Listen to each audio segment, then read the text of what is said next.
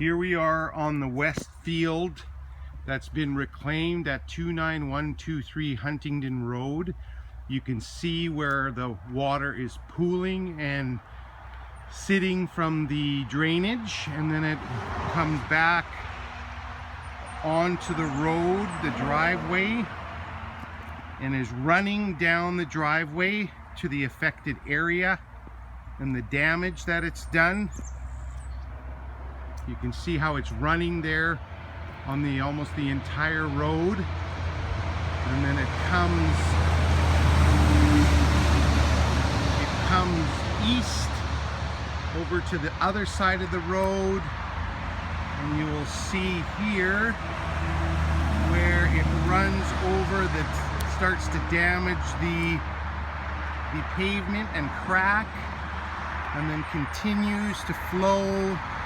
over the affected area, undermining the integrity of the pavement,